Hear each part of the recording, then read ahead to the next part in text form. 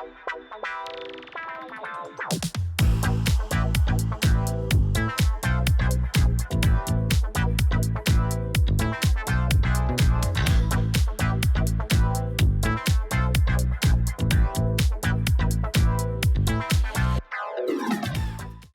I'm Peter Doyle. I'm a supervising colorist at Picture Shop in Los Angeles. It was very interesting and very exciting. Monitors obviously have a huge impact on what we do. It's going to be in the domestic environment. Was really good. Certainly the black level and in fact the screen, the kind of the way you're handling the reflections and that kind of area was really good. Also the linearity of the image was great. With the Harry Potter series, certainly with each film, it was a different DP and director, except for the last few that David Yates handled. There were a few consistent kind of philosophies, one of which is the world of Harry Potter is that there is no electric light. So all light was to be from candles or fire or from sun. The second is that the actual environments and the production design were consistent for the whole series. So that really provided like an anchor for the whole film because if you think we're always in Hogwarts, it's always the same characters and it's always the same kind of costumes. It's just being interpreted in different ways. But the light itself or the philosophy of the light was consistent, but it was really how it was interpreted that gave each film. We tried to give a kind of color arc. I mean, the whole series took many years to shoot, but we tried to kind of keep as each DP found the kind of the quality of each episode. What was interesting with the look of the Harry Potter films is that certainly, for example, when Alfonso and Michael Saracen shot Prisoner of Azkaban, which was the number 3, none of us had actually read the last films. I mean, it hadn't actually even been written. To really have an overall design was actually impossible. The look of the film really evolved as each film came, so the actual color arc kind of evolved as each film came online. Though in some ways you could argue it's about the maturity and the growing of youth. So in terms of the color, it was really a kind of a reaction to that. And then the inevitable final fight between Voldemort and Harry and all of that. We were kind of just reaching for color motifs. Technically, what's exciting about the LG monitors is that the blacks and the black levels are very consistent and that they don't react to the image. So that means that when we think of the films like Harry Potter, where we have a whole class wearing black clothes at night in an environment that's lit with only organic lights and candles, it's all about the shadows and the blacks. And if we think about night scenes, the black itself is really a character in the film. The black becomes like this anchor, and then on top of that we then really play with shadows and then the details. So to have that accuracy and to be able to predict how it will look in a home environment it's essential. Otherwise, the audience will just be seeing like this black scene. The second is that there's a kind of visceral reaction to shadows. If we take a black cape, it's not, whilst it would actually be black, there's an extraordinary amount of detail in terms of the wools and the patina and the texture and the folds in the fabric. It's essential that can be seen. Historically, that's why there's kind of a desire to shoot with film, because film would tend to reproduce that light in a very gentle way. With digital, you can reproduce that. It just takes a little more work. In terms of color grading and filmmaking, there's a kind of phrase that it's all about the blacks and the shadow detail. So what's very intriguing with the LG monitors is that the graduation or the smoothness of that black is quite attractive. So it means that you can set like a palette where you can say this is black and then have the shadow details and the texture come out of that. There's quite a few differences between Fantastic Beasts and Harry Potter, the main one being that it's now set in a contemporary world. So the light is now a modern light. We see electrical light fixtures, so the actual quality of the light that we see and that is lighting the actors is now modern.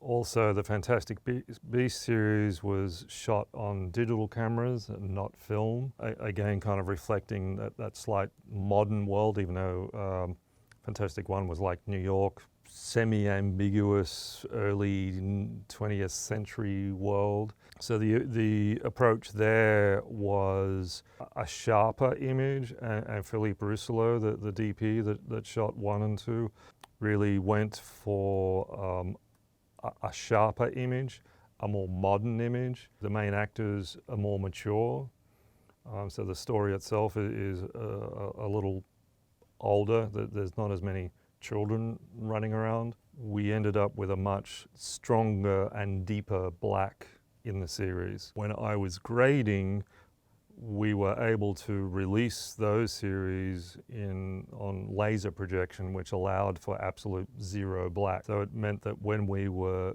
grading the film, we were able to have like zero black and extreme detail in our shadows. By using the newer panels like the G5, that allowed us, or that will allow us, to have that all that work and detail reproduced in the domestic environment. With Inside Llewellyn Davis, Joel and Ethan wanted to tell a story really around the time of Bob Dylan coming online. So the main reference was the famous album cover of Bob Dylan walking down the street.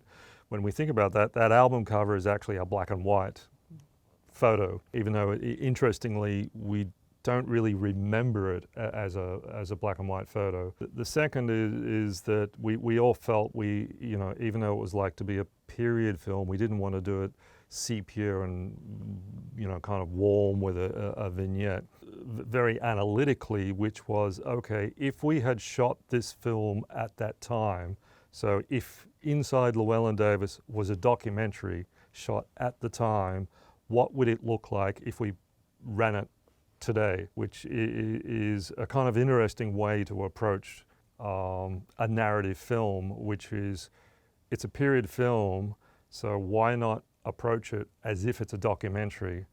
So then that raised the second question is, well, what would we play? Because it would have been filmed in the 60s, which then means that there would have been a film print made at the time, because that's almost, that would have been 50 years ago. The film print itself would have faded a lot. And the way film print fades, it can actually be a very beautiful color palette in how it fades. Because film is made of layers of CYM, so cyan, yellow, and magenta, but the different layers fade in different amounts. So the actual colors fade in what we call a non-linear way, which means it just doesn't desaturate. It actually becomes like magenta in the blacks and kind of yellow in the highlights, and it actually fades in a very beautiful way. So that was like the second kind of thought that we had. And then the last observation we had is that most films from that time that we look at today are actually restored versions that would have come off the original negative and not the print.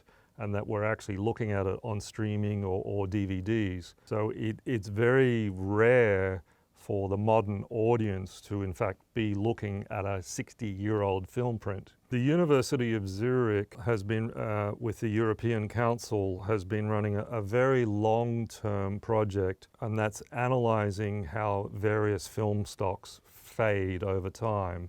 So there is actually a database of this. What I did was to access that and ultimately just rebuild a color grade or a look to make the modern day film look as if it had faded, that it would be, say, 60 years ago, and then take that and then interpret it a little more interpretive than a purely analytical approach to that. That's why we ended up with this very unusual color palette where it's kind of green, but it's not. The skin tones are very pale because, again, getting back to the script and what Joel and Ethan had in mind is that the film was to be sad, and it was to be set in New York in winter, and these guys are not exactly living an incredibly luxurious life. So that justified having very pale skin tones.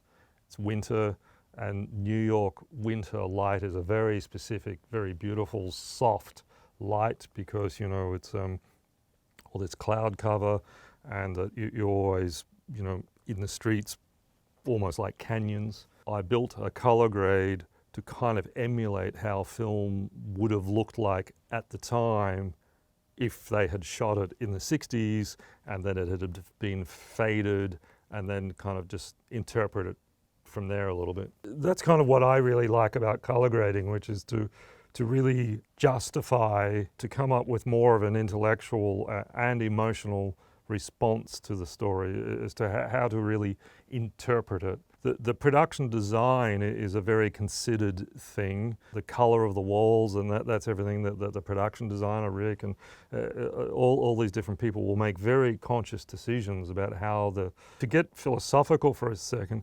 In the 60s, there was the Neue Deutsche Welle, so there was a group of filmmakers in Germany, which was Werner Herzog and Fassbinder and Alexander Kluge. And they came up with a philosophy which was to never or to not make father's cinema.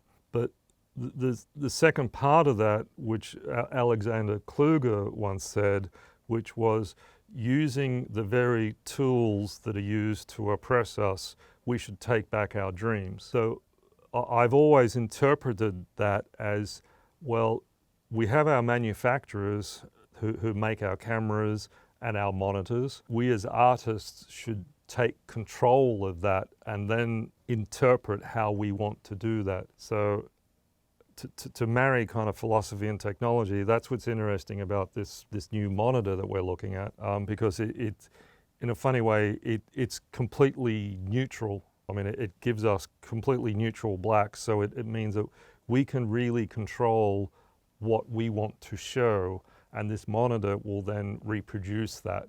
So that's actually really exciting. My relationship with the Coen brothers really goes to my working relationship with Bruno Delbano, the DP. Bruno will really work with Joel and Ethan and work with the script and design the light and how he wants to shoot it and how he wants to light it. And then I'll work with Bruno in terms of how to interpret that light. So the kind of the way to think of it would be that Joel and Ethan will write a script, have it performed, and Bruno will light that, and then we work out how we actually want to have that interpreted and shown on the screen. So that's where I see my job, which is to really take the image and to work out how to best give it a kind of look.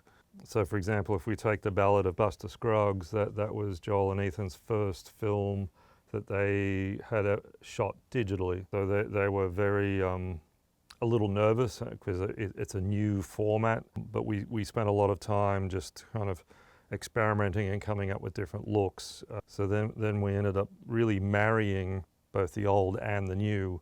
So even though we were using a digital image, we were bending that and emulating it to kind of still look like an old film. I think with the new monitor, the filmmaker mode and the ambient process will allow for a lot more nuance and subtlety to be shown. We can put in a lot more detail and texture into the shadows, knowing that it won't be lost. We won't have to second guess how it will be seen. When we color grade, we tend to sit in we tend to work in a very defined room with a very defined color and light level. But it's always very hard to predict how people will be looking at it at home. So by having this ambient compensation, that's going to help tremendously to maintain really the subtlety and the nuance of what we do. So in that way, I think it's really good, because which is color grading, which is sometimes you can build an image that's too fragile, and that you can actually build an image that, unless it's reproduced on exactly the same monitor in exactly the same room, it won't look the same. It will actually break. You'll lose detail. The LG monitor or the G5, allowing us to be able to build grades that can be a little more delicate and a little more subtle and a little more fragile, knowing that they just won't get broken when it's reproduced. I do actually have a LG monitor at home, and I have it at like the recommended distances. I have at home pretty much the same environment as I have in the workplace.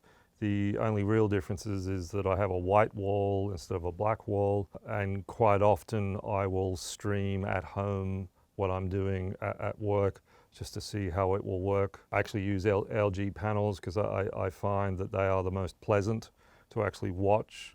So in terms of the setup of my monitor, I just use absolutely filmmaker mode and the Dolby Vision and everything. So I really have the monitor set up to be exactly as how I would have it set up in the work environment. I did a lot of the grading, even though I have like my professional monitor. I was always using an LG TV to see how that would react at home. So I would recommend that, because I think it looks pretty good. So I think if you were going to watch Disclaimer on a TV, certainly to put it into filmmaker mode is essential, because then that means it will look exactly as how we designed it. And it just means it will make a lot more sense. All the subtlety, that there are many 7 and 8 minute long shots that are going from bright to dark to different environments. And if you're not running in filmmaker mode, it might kind of, break some of the subtlety that we're doing.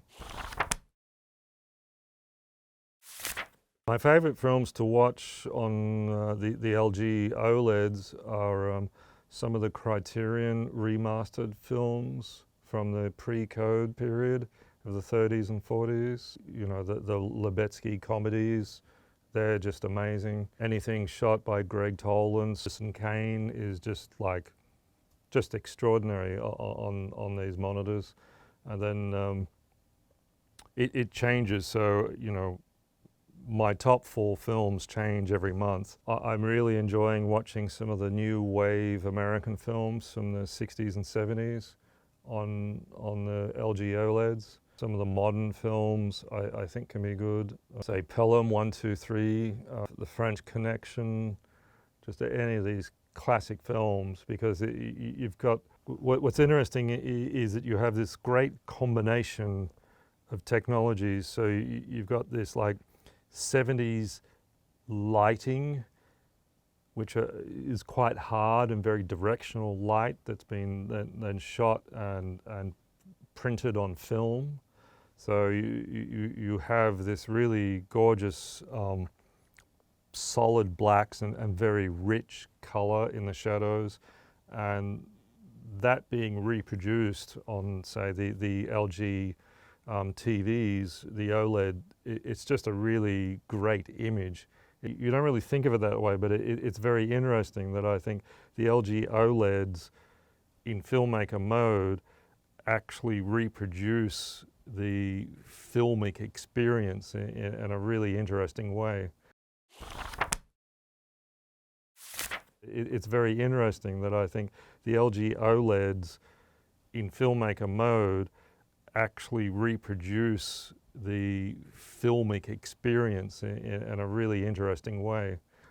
I think what's really exciting about, say, the LG TVs I've just seen is that they are allowing the subtlety and the nuance of what we do with our shadows and our blacks to be shown. It's a very beautiful image, and that's getting really exciting because it means that we can really start to do things that are very subtle and not have to second guess or dumb down what we could do or make everything really bright. That's getting really exciting. I'm looking forward to working with this, and then by having the filmmaker mode, knowing that will then make its way out into the home environment's really exciting.